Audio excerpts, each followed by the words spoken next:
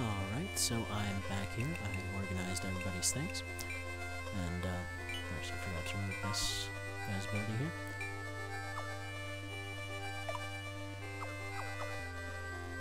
Yes, as you can see here, they're all pretty much where they're supposed to be. These 7 here are the ones that are all going to be needing a specific emblem before the end of the next fight, as well as 1 or 2 more levels depending on where they're at. And this whole single class thing might actually have to wait until after that fight, just due to the fact that they start out at a slightly lower level than I thought they do.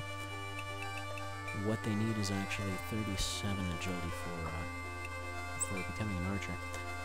The emblem in question actually gives them 10, so they would each need roughly 1 level, and for that emblem, these guys would need 2. And unfortunately, I'm not actually sure if that'll work, or if that'll happen for the next one. Well, with the exception of this guy, but he's mostly going to hang back. So, we'll see how that goes. Actually, one thing to be noted is everyone, with the equipment, everyone has 4 slots. You can put whatever in there. Just, if you have 2 one-handed things, you can just have a sword and a shield, or 2 swords if you want, but you can't use them both at once. Or with the kind of crappy short bows and bow guns that you start out with, those also take 1 hand, so you can have an extra wimpy little, I guess, pea shooter at the side. So, first actual fight with only 1 babysitter.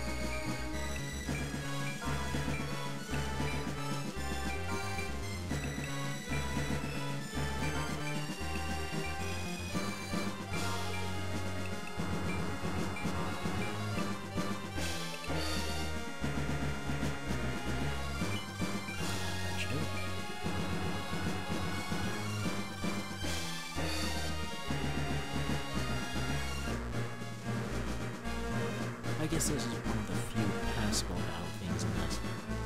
There's one that I believe is 2 battles away from here that is pretty atrocious, to the point of being ear-grating.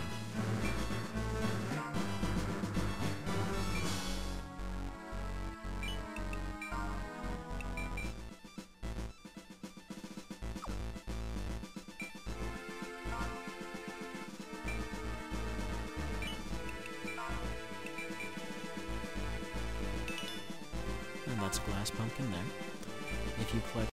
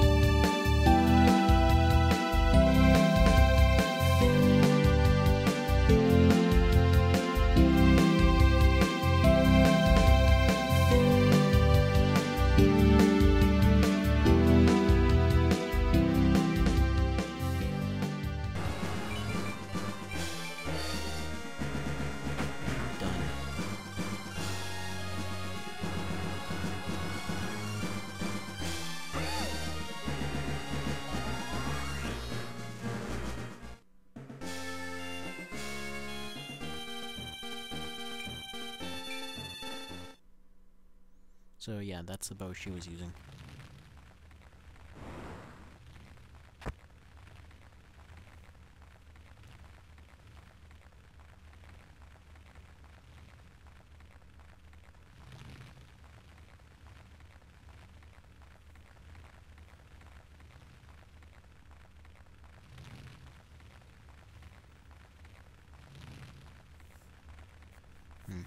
Typical revenge plot, also.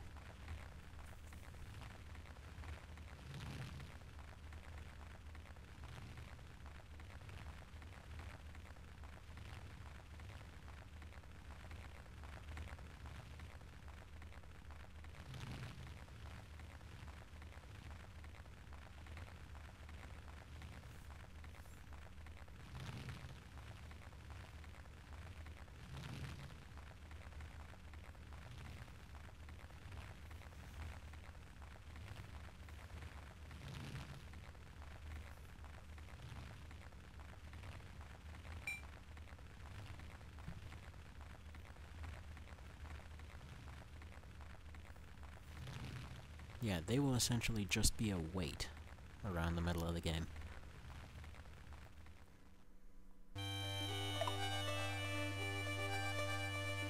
Alright, so, just saving after that.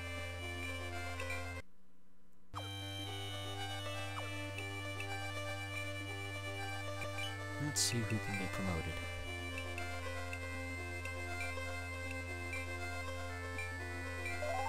So yeah, as you can see there, their attack abilities go down.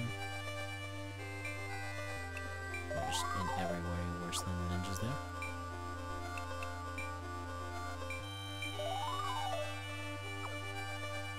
In general, just makes everybody suck worse.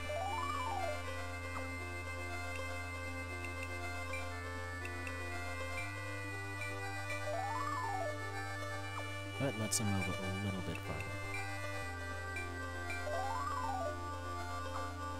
Actually, as far as special armor sets go in this, there's one for archers, and if you bother to use all of them and bother to collect all of them, they can move much, much farther. It increases their range by another 2 panels, so that essentially lets them go anywhere.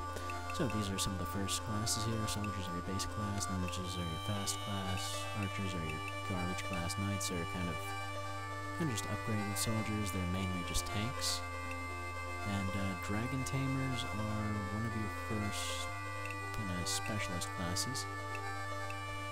The men here get beast tamers instead. So dragon tamers are allowed to use missiles and rapiers, I believe. And they're relatively slow, if I recall,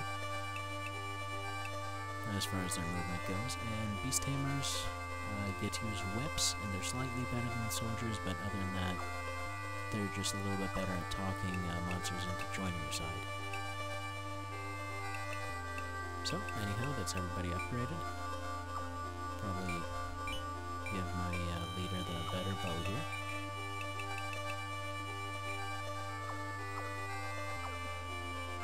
And other than that, I could go back to the town there, but that actually gives an extra fight here, which kind of doesn't fit at this point. So anyways, just saving there. For those curious, this is what happens. Fight it out. This is a character actually you can get several times throughout the plot.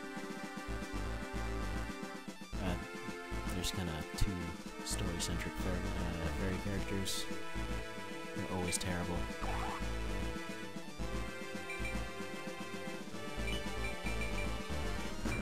I'm not going to be doing this fight. Basically, they always give the same dialogue afterwards.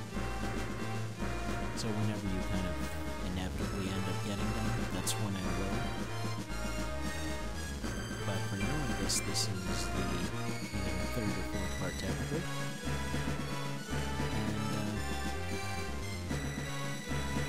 Thank you for watching if you did.